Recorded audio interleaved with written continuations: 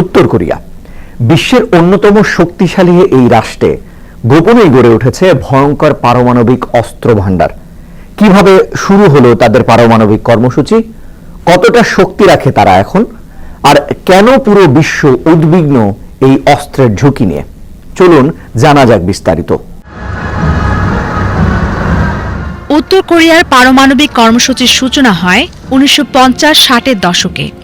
তখন সোভিয়েত ইউনিয়নের সহায়তায় তাদের প্রথম পারমাণবিক গবেষণা কেন্দ্র প্রতিষ্ঠিত হয় ইয়ংবিয়নে। প্রথম দিকে এটি ছিল গবেষণা ভিত্তিক, তবে ধীরে ধীরে তারা শুরু করে পারমাণবিক অস্ত্র তৈরির পথ চলা। 1990-এর দশকে যুক্তরাষ্ট্র ও উত্তর কোরিয়ার মধ্যে হয় একাধিক চুক্তি, যার মধ্যে সবচেয়ে উল্লেখযোগ্য ছিল এগ্রিড ফ্রেমওয়ার্ক 1994, যেখানে উত্তর কোরিয়া তাদের পারমাণবিক কর্মসূচি বন্ধের প্রতিশ্রুতি দেয়, কিন্তু বাস্তবে তারা গোপনে চালিয়ে যেতে থাকে কাজ। 2006 সালে উত্তর কোরিয়া প্রথম পারমাণবিক বিস্ফোরণ ঘটায়।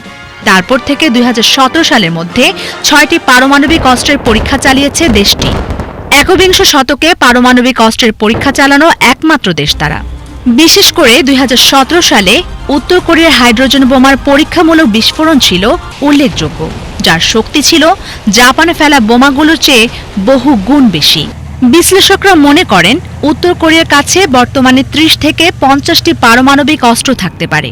দেশটির ক্ষেপণাস্ত্র বহন করতে সক্ষম এমন ব্যালিস্টিক মিসাইল প্রযুক্তিও রয়েছে, যার রেঞ্জ হতে পারে 10,000 কিলোমিটার পর্যন্ত।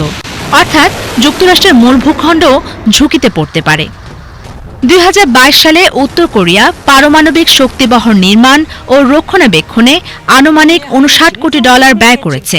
উত্তর কোরিয়া এখনও পারমাণবিক অস্ত্র নিষিদ্ধকরণ চুক্তিতে স্বাক্ষর করেনি বা অনুমোদন দেয়নি। জাতিসংঘ, যুক্তরাষ্ট্র, ইউরোপীয় ইউনিয়ন সহ অনেক দেশ উত্তর কোরিয়ার বিরুদ্ধে অর্থনৈতিক নিষেধাজ্ঞা আরোপ করেছে, কিন্তু তবুও কোনো কিছুর পরোয়া না করে নিজেদের পারমাণবিক কর্মসূচি চালিয়ে যাচ্ছে উত্তর কোরিয়া।